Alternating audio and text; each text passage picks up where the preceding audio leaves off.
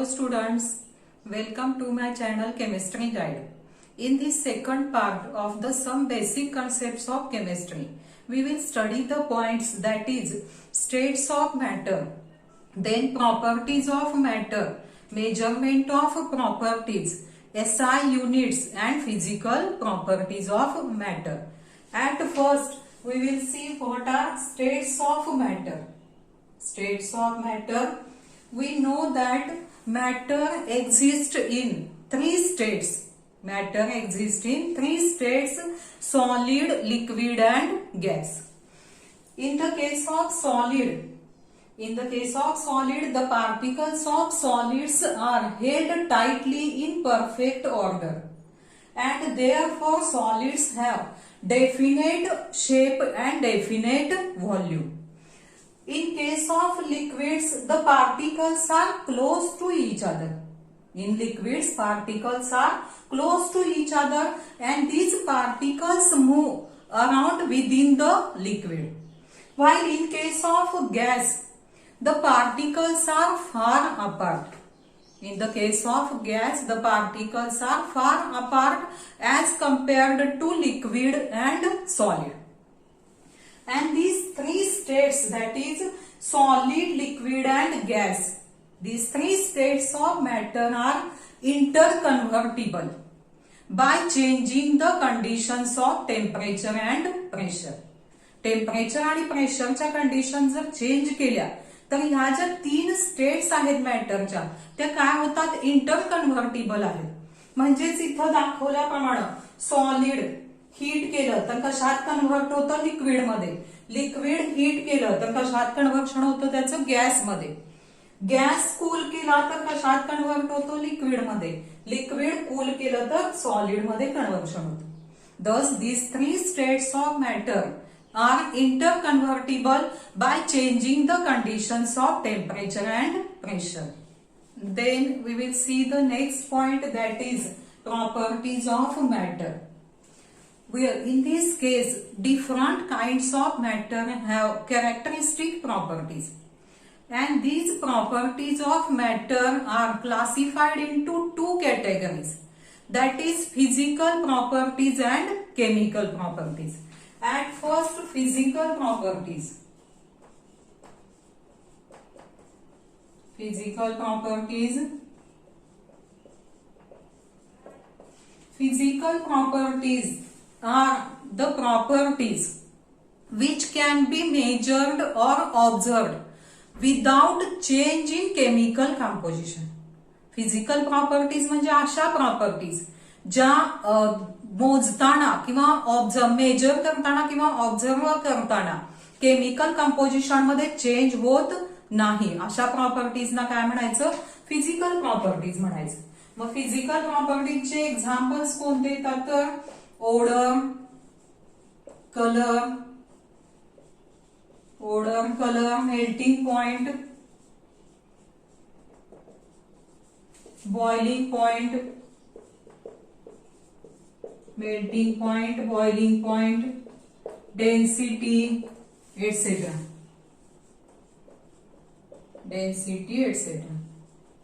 ह्या ज्या प्रॉपर्टीज आहेत ह्या मेजर करताना त्या मॅटरच्या केमिकल कंपोजिशन मध्ये कोणताही चेंज होत नाही, म्हणून ह्या कशाचे एक्झाम्पल्स येतात, ते फिजिकल प्रॉपर्टीचे. त्यानंतर सेकंड टाइप कोणता आहे तो chemical properties. Chemical properties. Chemical properties are the properties in which substance undergo chemical change and thereby change in chemical composition. Chemical properties म्हणजे ज्या प्रॉपर्टीज मध्ये सबस्टन्स मध्ये केमिकल चेंज होतो आणि त्यामुळे सबस्टन्स केमिकल कंपोजिशन सुद्धा चेंज होतं. अशा ज्या प्रॉपर्टीज असतात त्यांना काय म्हणायचं, केमिकल प्रॉपर्टीज म्हणायचं. मग केमिकल प्रॉपर्टीजचे एक्झाम्पल्स कोणते घेता येतील आपल्याला, when coal burns in presence of air. When coal burns in air, it gives carbon dioxide. किंवा आणखी एक एक्झाम्पल कोणतं घेता येईल, magnesium wire. Magnesium wire when burn in air in presence of oxygen it gives magnesium oxide. These are the examples of chemical properties. Thus, the properties of matter are classified into two categories: physical properties and chemical properties. We will see the measurement of properties. Many properties of matter are quantitative in nature. मॅटरच्या खूप property quantitative असतात. Quantitative म्हणजे त्यांची quantity आपण count करतो. For examples, quantitative प्रॉपर्टीजचे examples कोणते घेता येतील आपल्याला, तर mass, area, length, pressure, volume, time, etc. These are the examples of quantitative properties of matter. And when you measure something, you comparing it with some standards. काहीही आपण मोजताना, कोणतीही वस्तू किंवा कोणताही सबस्टन्स मोजताना आपण काय करतो, ते कोणताही एखादा स्टँडर्ड बरोबर कम्पेअर करून ते त्याची क्वांटिटी काउंट करत असतो. आणि हे जे स्टँडर्ड्स असतात ते कसे असतात, these standards are unchanging and reproducible. हे जे स्टँडर्ड्स असतात ते कसे असतात, अनचेंजिंग आणि रिप्रोड्युसिबल असतात. And these any quantitative measurement is expressed by a number followed by the unit in which it is measured. कोणतीही क्वांटिटेटिव्ह मेजरमेंट एक्सप्रेस करताना काय करतात, त्याची क्वांटिटी किती आहे, नंबर त्याचा, आणि त्यापुढं ते कोणत्या युनिटमध्ये ती क्वांटिटी मोजलेली आहे, अशा पद्धतीनं क्वांटिटेटिव्ह मेजरमेंट एक्सप्रेस करतात. आता क्लासरूम जर घेतला आपण, क्लासरूमची समजा लेंथ आहे, the length of classroom is 10 metre. Example म्हणून जर आपण क्लासरूमची लेंथ घेतली, क्लासरूमची लेंथ जर 10 असेल, यातला 10 हा काय आहे, नंबर, आणि एम म्हणजे काय, metre. This is the unit of length. अशी कोणतीही quantitative, any quantitative measurement is expressed by the number followed by the unit in which it is measured. Thus, then we will see what is unit. आता unit म्हणजे काय, तर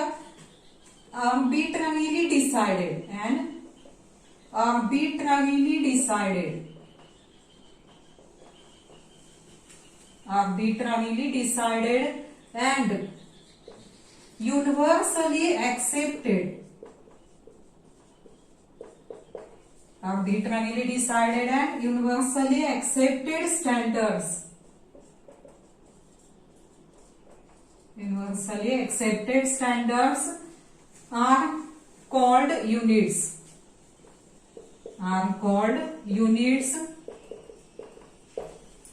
And there are several systems in which units are expressed.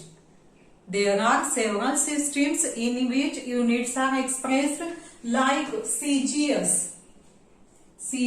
system. CGS system म्हणजे काय, centimetre for length. त्यानंतर CGS system मध्ये मास कशामध्ये असतं, gram for mass and second for time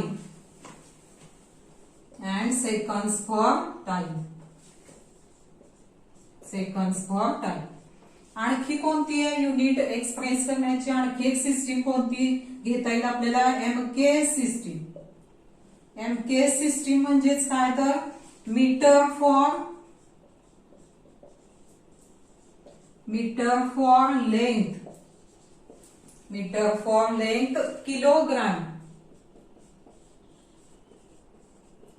kilogram for mass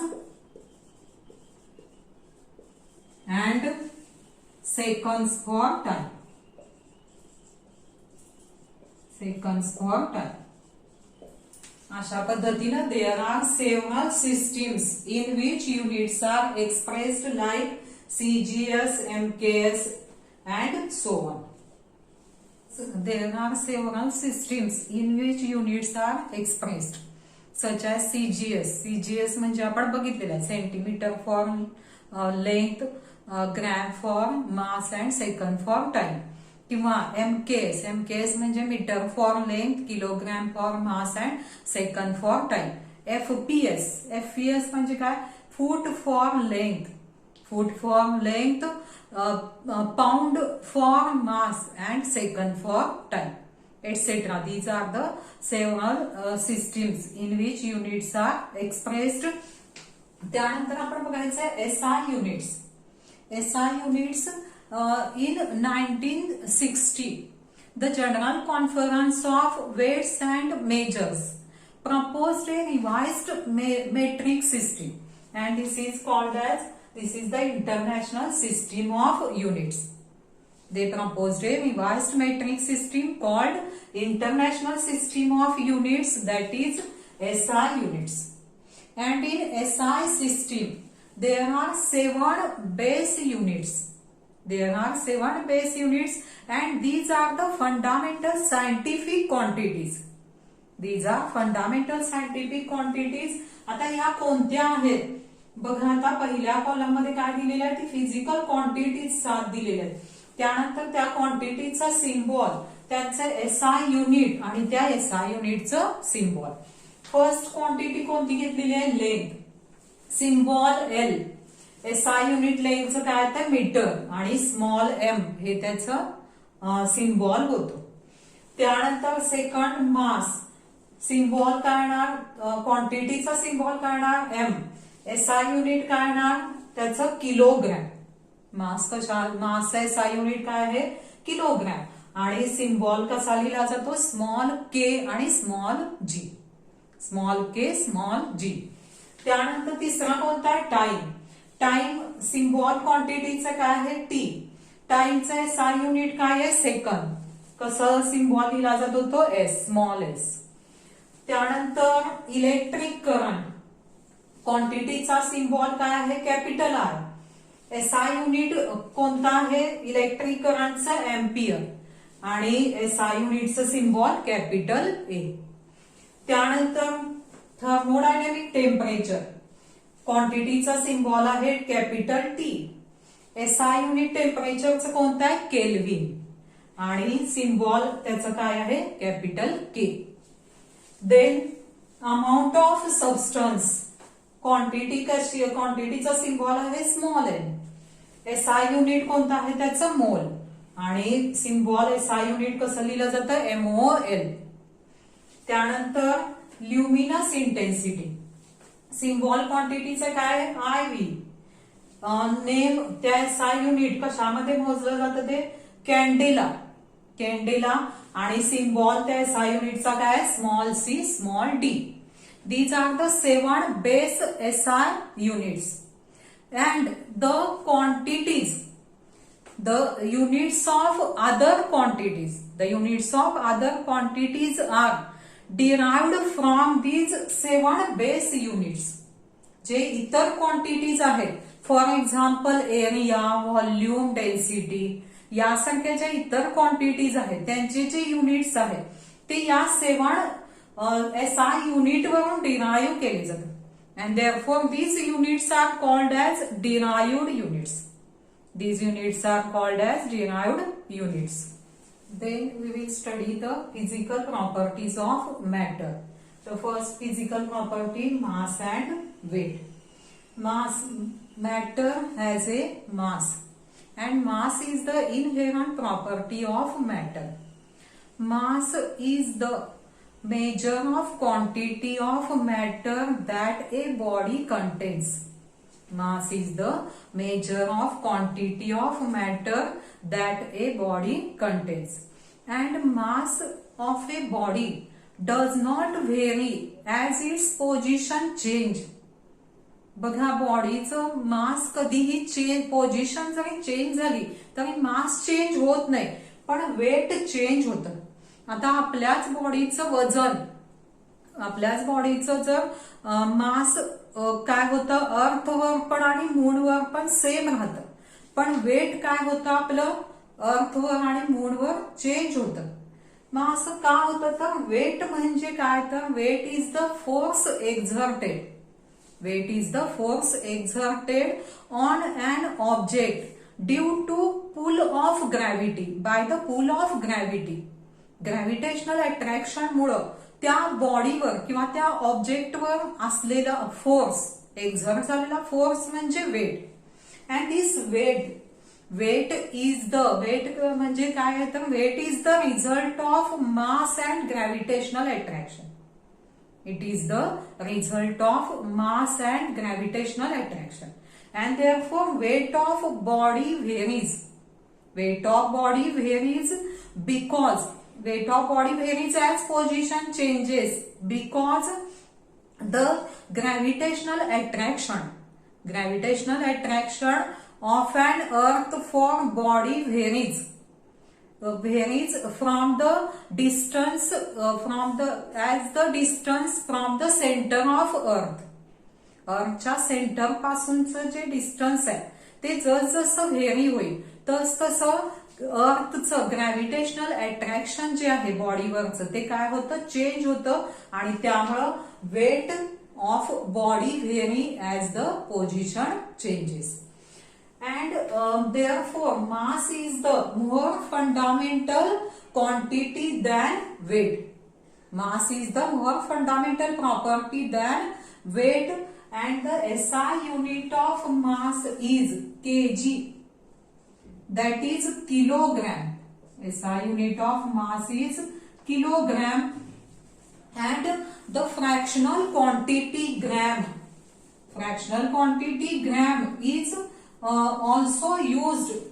gram ही जी फ्रॅक्शनल क्वांटिटी आहे, this is also used to measure the smaller quantities of chemicals in laboratory.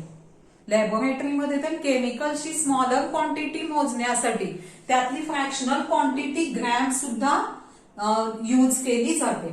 आता kilogram आणि gram यांचं कन्व्हर्शन कसं आहे, तर 1 kg म्हणजेच काय, तर 1000 gram. 1 kg that is 1000 gram. 1000 म्हणजेच किती येणार, 10⁻³ gram. This is the conversion between kilogram and gram. Then we will study the second physical property, that is length. In chemistry, we come across length to express the quantities like atomic radius, bond length, wavelength of electromagnetic radiations and so on. बघा ह्या ज्या quantities आहेत, atomic radius किंवा bond length, wavelength of electromagnetic radiation, ह्या express करण्यासाठी केमिस्ट्रीमध्ये length या क्वांटिटीचा उपयोग केला जातो. मग ह्या ज्या क्वांटिटीज आहेत, ॲटॉमिक रेडियस असेल किंवा बॉन्ड लेंथ किंवा वेव्हलेंथ, ह्या स्मॉलर क्वांटिटीज आहेत. आणि आपल्याला माहितीये की लेंथचं SI युनिट काय आहे, metre. SI unit of length, SI unit of length is metre. But ह्या ज्या ॲटॉमिक रेडियस किंवा बॉन्ड लेंथ ह्यासारख्या ज्या स्मॉलर क्वांटिटीज आहेत, दीज स्मॉलर क्वांटिटीसाठी fractional units for these small, as these quantities are small, the fractional units of SI unit of length are used. ह्या smaller quantities असल्यामुळं जे लेंथचं SI युनिट आहे त्याचे फ्रॅक्शनल युनिट्स जे आहेत, लेंथचं SI युनिट आहे मीटर, त्याचे फ्रॅक्शनल युनिट कोणते येणार, नॅनोमीटर. नॅनोमीटर किंवा पिकोमीटर हे जे लेंथचे फ्रॅक्शनल युनिट्स आहेत त्यांचा उपयोग स्मॉलर क्वांटिटीसाठी केला जातो. मग आता नॅनोमीटर किंवा पिकोमीटर आणि मीटर यांच्यामध्ये कन्व्हर्शन कसं होऊ शकतं तर 1 nanometre is equal to 10⁻⁹ metre किंवा 1 picometre is equal to 10⁻⁻12 metre. This is the conversion between nanometer or picometer and meter. Then we will see the third physical property, that is volume. Volume is the amount of space occupied by three-dimensional object. Three-dimensional object कडून किती space occupy केली त्यालाच काय म्हणायचं, volume म्हणायचं. And volume does not depend on the shape. It does not depend on the shape and SI unit of volume is meter cube. SI unit of volume is meter cube किंवा ते कसं लिहितात metre cube और काय म्हणायचं त्याला cubic metre. Cubic metre. Thus to measure the volumes of liquids and gases, the common unit liter is used, which is not SI unit of volume. बघा liquid किंवा गॅसचं व्हॉल्यूम मोजण्यासाठी लिटर हे common unit वापरलं जातं, पण litre हे SI unit नाहीये व्हॉल्यूमचं. व्हॉल्यूमचं SI युनिट काय आहे, metre cube. And thus the conversion between liter and milliliter, अशा पद्धतीनं बघा कन्व्हर्शन आपल्याला लक्षात ठेवायला पाहिजे. 1 लिटर म्हणजेच काय तर 1 DM क्यूब. 1 लिटर म्हणजेच 1 DM cube and 1 DM cube is equal to 1 litre म्हणजेच काय तर 1000 ml and 1000 ml म्हणजेच काय 1000 cm cube. This is the conversion units of volume. And different kinds of glasswares are used to measure the volumes of liquids and solutions. Liquids किंवा सोल्युशनचं volume मोजण्यासाठी वेगवेगळ्या अशा पद्धतीचे ग्लासवेअर वापरले जातात. आता हे ग्लासवेअर्स बघा कोणते कोणते आहेत. Graduated cylinder. आता इथं दाखवलेला सिलेंडर किती ml आहे, 100 ml. असंच ग्रॅज्युएटेड सिलेंडर 5 ml असतो, 10 ml, त्यानंतर 50 ml. जसं आपल्याला त्या त्या एक्सपेरिमेंटसाठी आवश्यक असतो त्या पद्धतीचे ग्रॅज्युएटेड सिलेंडर उपलब्ध असतात. 5 ml, 10 ml, 50 ml, 100 ml, 200 ml अशा वेगवेगळ्या व्हॉल्यूमचे ग्रॅज्युएटेड सिलेंडर असतात. त्यानंतर पिपेट अशा पद्धतीची असते. ही पिपेट कितीची दाखवली, 25 ml ची पिपेट दाखवलेली आहे. पण पिपेट सुद्धा 5 ml ची असते, 10 ml ची असते, 25 ml ची असते, 50 ml ची असते. त्याच पद्धतीने हे काय दाखवलेलं आहे, ब्युरेट सुद्धा वेगवेगळ्या व्हॉल्यूमचे उपलब्ध असतात. 25 ml ची दाखवले, 50 ml ची असते, 100 ml ची असते. त्यानंतर हे आहे व्हॉल्युमेट्रिक फ्लास्क, 250 ml चा दाखवलेला आहे. आता हा व्हॉल्युमेट्रिक फ्लास्क जो आहे किंवा त्याला स्टँडर्ड फ्लास्क असं सुद्धा म्हणतात. त्या व्हॉल्युमेट्रिक फ्लास्कचा उपयोग कशासाठी केला जातो, to prepare the standard solution. That is to prepare the solution of known concentration. Known कॉन्सन्ट्रेशनचं जर सोल्युशन तयार करायचं असेल तर त्यासाठी असा व्हॉल्युमेट्रिक फ्लास्कचा उपयोग केला जातो. हे व्हॉल्युमेट्रिक फ्लास्क सुद्धा 100 ml, 250 ml किंवा 500 ml या पद्धतीच्या व्हॉल्यूम मध्ये ते उपलब्ध असतात. Thus these are the different kinds of glasswares which are used to measure the volumes of liquids and solutions. Then the fourth physical property is density. Density of a substance is its mass per unit volume. Density substance म्हणजेच काय, mass per unit volume. And thus in laboratory density is determined by measuring mass and volume. Laboratory मध्ये सुद्धा मास आणि volume measure केलं की काय मिळते, density मिळते. Thus the density is calculated by Density is calculated by dividing mass by volume.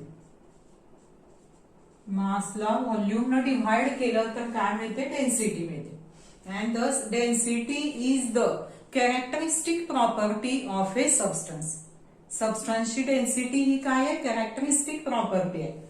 And thus the SI unit of density. SI unit of density is SI unit of mass. SI unit of mass divided by SI unit of volume. SI unit of volume. आणि मासचा SI unit काय आहे? KG, kilogram. आणि व्हॉल्यूमचा SI unit काय आहे? Metre cube. And therefore SI unit of density is KG per metre cube. SI unit of density is kg per meter cube. And CGS,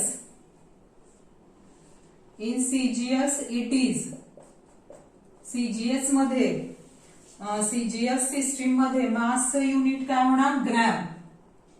mass unit होणार gram upon व्हॉल्यूमचं unit CGS system मध्ये काय होणार? ml. आणि त्यामुळं म्हणजेच काय लिहिता येईल आपल्याला? G per ml, that is gram per millilitre. Gram per millilitre. This is the CGS unit of density, that is gram per millilitre. म्हणजेच काय लिहिता येईल? Gram per cm cube. Gram per cm cube. This is about the density of a substance. The next fifth physical property of matter is temperature. Temperature is a measure of the hotness or coldness of an object. एखादा object किती hot आहे किंवा किती cold आहे ते major करणे, त्यालाच आपण काय म्हणतो? टेम्परेचर. मग temperatures, there are 3 common scales to measure temperature. 3 common scales मध्ये टेम्परेचर मोजलं जातं. कोणते कोणते ते? Degree Celsius. Degree Celsius. त्यानंतर दुसरा कोणता? Degree Fahrenheit. डिग्री F असं लिहिलं जातं ते. Degree Fahrenheit and Kelvin. These are the 3 common scales to measure the temperature of an object. And thus but the SI unit of temperature is Kelvin. बघा हे लक्षात ठेवा, टेम्परेचरचा SI युनिट कोणता आहे? केल्व्हिन. त्यानंतर आता कन्व्हर्शन करता येतात आपल्याला. केल्व्हिन स्केल आणि सेल्सिअस स्केल यांच्यामधलं रिलेशन कसं आहे? जर आपल्याला सेल्सिअस केल्व्हिन मध्ये कन्व्हर्शन करायचं असेल तर कसं? कोणता रिलेशन कसं आहे त्याचं? Kelvin is equal two degree Celsius plus 273.50. Degree Celsius मध्ये कितीची ऍडिशन केली की केल्व्हिन मध्ये कन्व्हर्शन होतं? 273.50. This is the relation between Kelvin scale and Celsius scale. Then Celsius scale and Fahrenheit scale. These are related by the expression degree Fahrenheit is equal to 9/5 degree Celsius plus 32. जर आपल्याला degree सेल्सिअसचं conversion degree Fahrenheit मध्ये करायचं असेल तर degree Celsius टेम्परेचरला into काय करायचं? 9/5 plus त्यामध्ये 32 करायचं. अशा पद्धतीनं Celsius scale and Fahrenheit scale are related by this expression.